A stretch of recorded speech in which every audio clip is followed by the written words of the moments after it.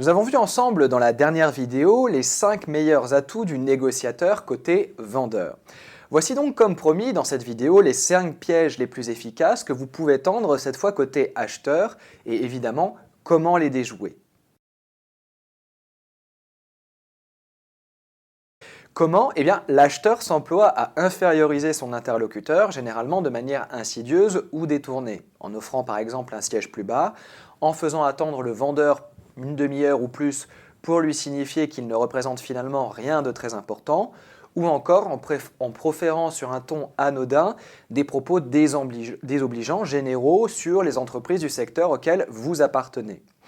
Alors, les avantages de cette technique, c'est que évidemment, le vendeur va être mis mal à l'aise et est donc moins à même de résister aux pressions ou aux exigences de l'acheteur.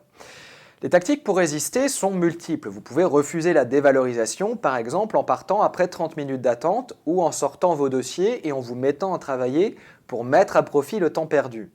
Vous pouvez également envoyer des signes de refus de la dévalorisation, par exemple en disant « Je ne vois pas de quel type d'entreprise vous parlez, venons-en à l'objet de ma visite, voulez-vous »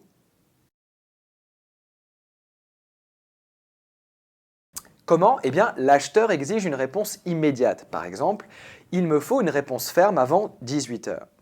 Les avantages de cette technique, eh bien, nous sommes tous plus sensibles à un risque immédiat qu'à un risque lointain. Le vendeur est donc mis sous pression, sous la pression de l'urgence. Il perçoit le risque de perdre l'affaire définitivement s'il ne cède pas rapidement.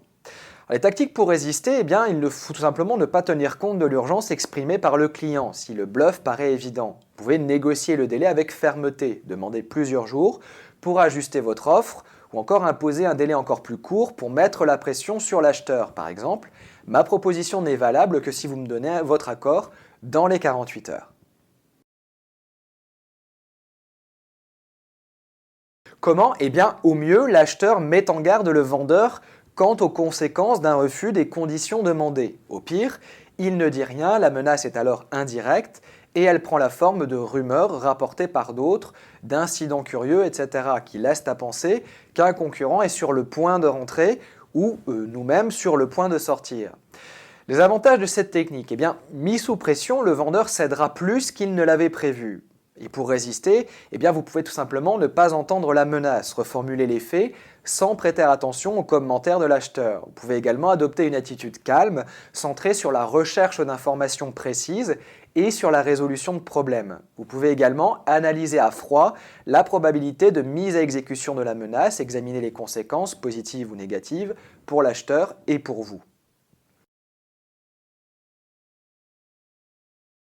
Comment? Eh bien, l'acheteur explique fermement « Ceci est ma dernière offre, je n'accepterai pas un prix supérieur à… » et c'est à vous de décider si cela vous intéresse ou non.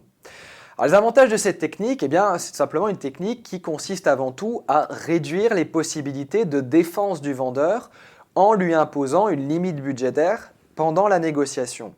Ce dernier ne peut ainsi plus défendre son offre ni justifier ses conditions et proposer un compromis. C'est en quelque sorte une façon de susciter la peur de l'échec chez le vendeur. Pour résister, eh bien, comme précédemment, vous pouvez feindre et ignorer ce qui a été dit et continuer à négocier. A l'inverse, vous pouvez prendre en compte ce qui a été dit et argumenter. Pratiquez également la tactique de l'isolement et négocier sur le reste. Vous pouvez offrir une porte de sortie à l'acheteur, par exemple « Je comprends, je n'ai sans doute pas été suffisamment clair dans mes explications. Savez-vous que mon offre comprend également… » etc. etc. En dernier recours, savoir rejeter l'offre tout en préservant un climat de coopération. Vous vous ménagez ainsi une porte d'entrée dans les jours qui suivent pour faire une nouvelle proposition.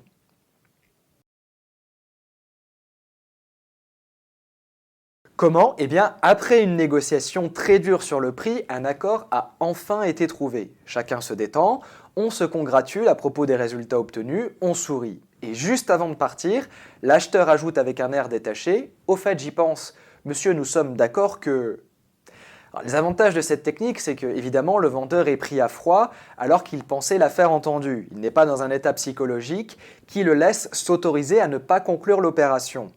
À cause de l'effet de dépense gâchée, ainsi nommé par les psychologues, il est prêt à concéder plus que de raison pour ne pas gâcher le temps et l'énergie déjà investis dans la négociation.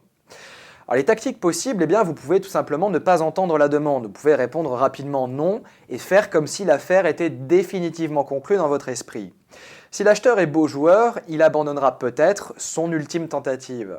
Vous pouvez également prendre votre temps. Si vous sentez qu'il s'agit d'une manœuvre prévisible de votre interlocuteur, alors la négociation n'est peut-être pas terminée. Vous devez dès lors appliquer de nouveau les 5 règles d'or de la négociation que nous avons vues dans la vidéo précédente et recommencer la négociation. Bon courage!